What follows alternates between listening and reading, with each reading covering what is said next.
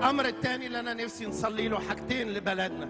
أول حاجة هي الدستور اللي باقي 58 يوم علشان يكون خلص كتابة الدستور. لجنة الدستور ال50 فرد عندها شهرين، اجتمعوا امبارح أول يوم عشان يضعوا دستور جديد لهذه الأمة، وإحنا عاوزين الرب هو اللي يضع هذا الدستور، وإحنا عاوزين يد الرب تكتب كل كلمة وكل حرف، يدي حرية لهذا البلد ويدي خير ويرسم الطريق لحضوره في أرضنا. عاوزين عاصفة من الصلوات لكل واحد هيصوت أو هيكتب أو هيفكر في هذا القرار، ورب يدي حل للمشاكل وللقوانين المختلف عليها والبنود اللي لسه فيها احتجاجات كثيرة. خلينا نرفع ايدينا كلنا. لو كنت معانا في التلفزيون بتشوفنا او على النت، ارفع ايدك النهارده وصلي. ده اللي عيالنا وعيالهم هيستمتعوا بيه باسم يسوع المسيح.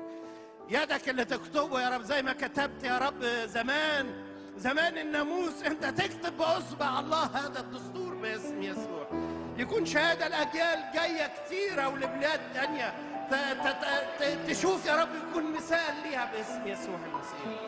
انت تحل المواد المختلف عليها، انت تحل مادة 219 دي يا رب، انت تحلها، انت اللي تحدد الهوية بتاعت البلد دي، انت اللي تحمي مصر، انت اللي تضع قوانين جديدة وحريات جديدة، دستور جديد مكتوب من السماء مملى ليه على هذه الأرض باسم يسوع المسيح.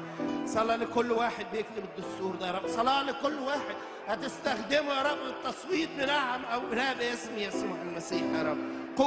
قبول من الشعب يا رب اللي انت تديهولنا في اسم يسوع المسيح.